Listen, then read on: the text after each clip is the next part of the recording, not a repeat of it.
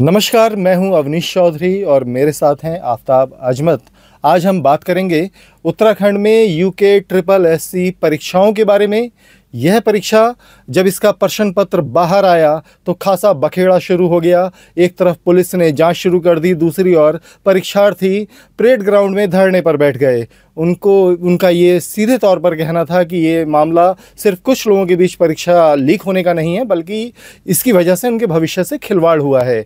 धरना प्रदर्शन चलता रहा और उनके प्रदर्शन के बीच में मुख्यमंत्री पुष्कर सिंह धामी को जाना पड़ा और ये आश्वासन देना पड़ा कि सरकार उनकी मांग के अनुरूप सीबीआई जांच कराने के लिए तैयार है। इसी पर हम बात करेंगे कि क्या ये सीबीआई जांच हमें ये अश्योर कर पाएगी कि आने वाले समय में फिर से हमारे परीक्षार्थी सड़कों पर न आए। और इससे पहले मैं एक अपडेट दे देता हूं। इस मामले में जो एसटीएफ बनाई गई, पुलिस ने जांच के लिए जो विशेष दल बनाया, उसकी अभी इन्वेस्टिगेशन जारी है। और सिर्फ इन्वेस्टिगेशन ही नहीं, वो अलग अलग जिलों में जाकर जिलों में संवाद कर रही है परीक्षार्थियों से। उनके फीडबैक लिए जा रहे हैं कि अगर आपके मन में कोई शंका, सवाल या सुझाव है तो आप एसआईटी से शेयर करें और उसकी एक पूरी रिपोर्ट, विस्तृत रिपोर्ट जो है वो प्रशासन के समक्ष रखी जाएगी। तो दो बड़े अपडेट हैं। एक तरफ सीबीआई इस मामले की जांच शुरू करने वाली है, दूसरी ओर एसआईटी की भी जांच चल रही है और उसके आधार पर इन परीक्षाओं का भविष्य और इनकी सुरक्षा को लेकर आगे क्या कदम उठाए जाएंगे, इस पर हम आफताब से बात करेंगे। आफताब क्योंकि आयोग कवर करते हैं, राजनीतिक समझ भी इनकी बेहतर है।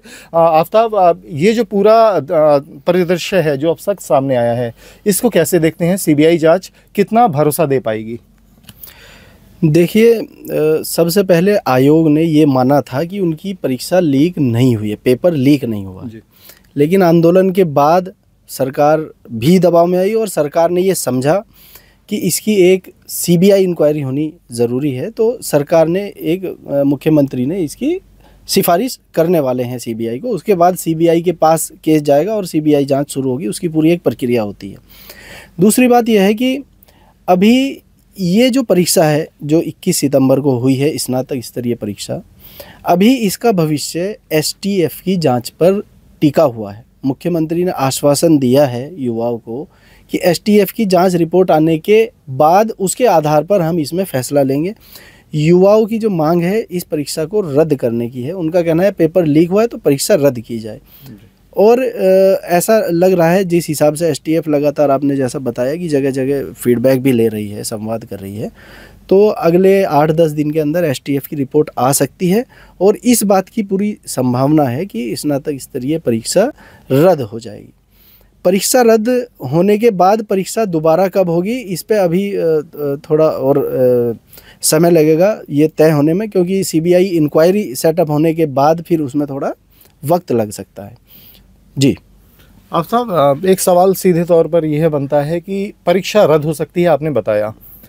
बहुत सारे छात्र इसकी मांग भी कर रहे थे क्योंकि शक था कि ये पेपर लीक हुआ है। हालांकि सरकार मना कर रही है, लेकिन जो परीक्षार्थी जो इतनी मेहनत करते हैं, अब जाहिर तौर पर दो पक्ष होंगे। एक तो वो कि परीक्षा रद्द की जाए और हमें फिर से मौका दिया जाए, और एक बड़ा पक्ष वो है, वह भी होगा जिसने मेहनत की और इस परीक्षा को दिया और उसको कहीं ना कहीं निराशा नहीं होगा। तो आयोग उनके साथ कैसे इंसाफ करेगा? और ये आयोग की जिम्मेदारी बनती है कि बार बार अगर आपके ऊपर सवाल खड़े होते हैं तो कहीं ना कहीं पिस तो परीक्षार्थी ही रहे हैं।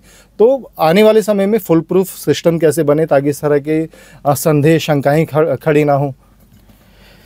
देखिए, आयोग ने जब पिछली बार जो परीक्षाएं लीक हुई थी 2021-22 में जो परीक्षाएं लीक हुई थी, उसके बाद वैसे बहुत सारे चेंजेस किए थे। लेकिन अब जो स्नातक स्तरीय परीक्षा में सामने आया है तो उसमें कई और लूप होल्स सामने आए हैं। जैसे कि उसमें जैमर का एक बड़ा इशू आया कि आपने जैमर लगाए 4G टेक्नोलॉजी के, अभी नेटवर्क चल रहा है 5G, तो आपके जैमर किसी काम के नहीं थे। और जांच में ये आ भी चुका है कि जहां से पेपर बाहर आया था, पेपर लीक हुआ था, पेपर के 3 पेज जो बाहर आए थे, वहां जैमर काम नहीं कर रहा था। तो आयोग ने अभी कल बोर्ड बैठक हुई है आयोग की, उसमें ये बिल्कुल क्लियर किया है कि जैमर को लेकर कोई कोताही नहीं बरती जाएगी। ECIL केंद्र सरकार का जो सार्वजनिक उपक्रम है, कंपनी है, वो जैमर उपलब्ध कराती है आयोग को, और वो ये एश्योर करेगी कि 5 अक्टूबर को जो परीक्षा हो रही है सहकारी निरीक्षक की, उसमें सभी जैमर 5G होंगे, 4G नहीं होगा। ये लिखित में प्रमाण पत्र भी देना होगा उस कंपनी को। उसके अलावा किसी भी एग्ज़ाम सेंटर के जो केंद्र व्यवस्थापक होते हैं, जो पर्यवेक्षक होते हैं और जो सेक्टर मजिस्ट्रेट हैं, वो तीनों अलग अलग लिखित में अपनी एक रिपोर्ट देंगे कि जैमर काम कर रहे हैं। तीसरी बात, जैमर को परीक्षा से पहले 3 बार चेक किया जाएगा कि काम कर रहा है या नहीं कर रहा है। चौथी बात कि जैमर अब केवल किसी एक पर्टिकुलर कक्ष में नहीं बल्कि उस परीक्षा केंद्र के टॉयलेट बाथरूम में भी सक्रिय होगा, यानी वहाँ भी कोई मोबाइल काम नहीं करेगा। आयोग ने एक फैसला ये लिया है।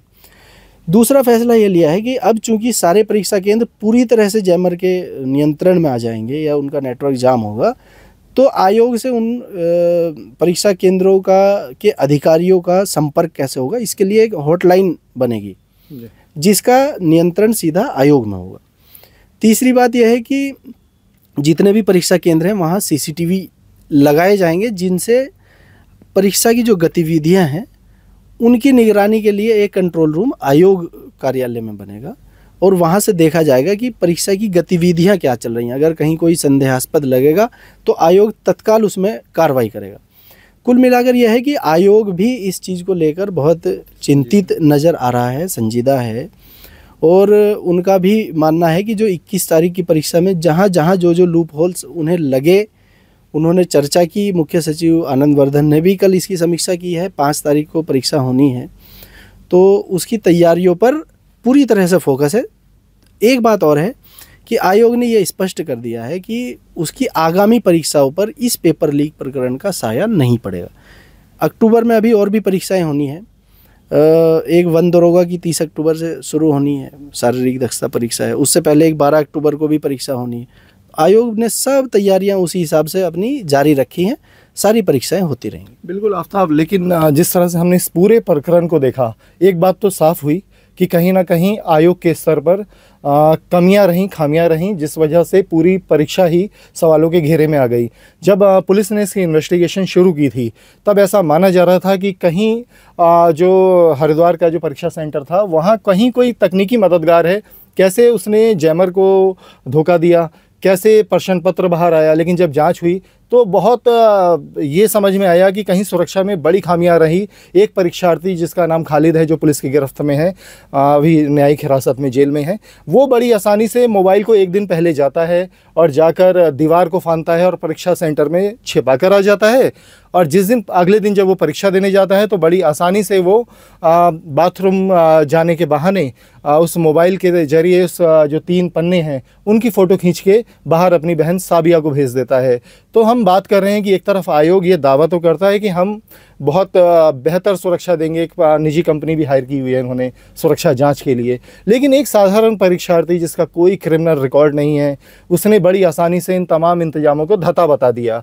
तो निश्चित तौर पर आयोग को ऐसे कदम उठाने पड़ेंगे ताकि जो आम बच्चे हैं जो दिन रात मेहनत कर रहे हैं उन्हें भरोसा कायम हो सके। 5 अक्टूबर की जो परीक्षा है, ये बिल्कुल सही बात है कि आयोग के स्तर पे भी अब इतना, एक्चुअली ये जो स्नातक स्तरीय परीक्षा है ये बहुत बड़ी परीक्षा है। 450 से ज़्यादा परीक्षा केंद्र थे, 1.5 लाख के करीब परीक्षार्थी थे, जिनमें से 1,05,000 इस परीक्षा में शामिल हुए हैं। तो एक बहुत बड़ा आयोजन है, तो इसमें चैलेंज वैसे भी अपने बढ़ ही जाते हैं। लेकिन आयोग ने भी ये चीज़ें मानी हैं। जैसा कि आपने कहा कि भाई कोई अभ्यर्थी एक दिन पहले गया और उसने मोबाइल पहुंचा दिया, तो इस बार आयोग ने ये क्लियर किया है सभी परीक्षा केंद्रों पर 5 अक्टूबर की जो परीक्षा है देहरादून और नैनीताल ज़िले में हो रही है, 45 पदों के लिए है, परीक्षार्थी कम है, परीक्षा केंद्र भी कम है। तो सभी परीक्षा केंद्रों पर चौकीदार तैनात किए जा रहे हैं जो पूरी रात भी ड्यूटी करेंगे परीक्षा से 1-2 दिन पहले से लगातार, ताकि परीक्षा के केंद्र के भीतर कोई इस तरह का व्यक्ति प्रवेश ना कर सके। दूसरी बात, आयोग ने यह बहुत क्लियर किया है कि अभ्यर्थियों को इस बार परीक्षा से 2 घंटे पहले हर हाल में पहुंचना होगा परीक्षा केंद्र पर। 8:30 बजे से 10:30 बजे के बीच परीक्षार्थियों की सारी जांच वहीं होगी, उनकी बायोमेट्रिक हाजिरी भी वहीं होगी। किसी तरह की इलेक्ट्रॉनिक डिवाइस आयोग खुद भी अपने पर्यवेक्षक या उसके माध्यम से परीक्षा केंद्र के अंदर ले जाने का इच्छुक नहीं है, इसलिए बायोमेट्रिक हाजिरी भी पहले ही कर ली जाएगी। तो उम्मीद की जा सकती है कि आयोग जिस तरह से कोशिश कर रहा है, तो अभी तो उम्मीद ही की जा सकती है कि आगे देखते हैं फिर क्या होता है। ये वो अपडेट हैं जो हमने आपके साथ शेयर किए कि इन्वेस्टिगेशन इनपुट हैं, आयोग किस स्तर के कदम उठा रहा है ताकि दोबारा से ऐसा संकट ना खड़ा हो। संकट ही कहेंगे, बहुत परेशानी हुई, बच्चे भी सड़कों पर रहे, प्रशासन भी परेशान रहा। और अब जिस तरह के आयोग ने अब इंतजामात किए हैं, जो नए नियम बनाए हैं, तो उम्मीद करते हैं कि अब जो परीक्षा होगी वो सवालों के घेरे में नहीं आएगी। नमस्कार, आप देखते रहिए अमरउजाला.com। अगर आप ये वीडियो YouTube पर देख रहे हैं तो हमारे चैनल को सब्सक्राइब कर बेल आइकन दबाएं और Facebook पर देख रहे हैं तो हमारे पेज को लाइक करें।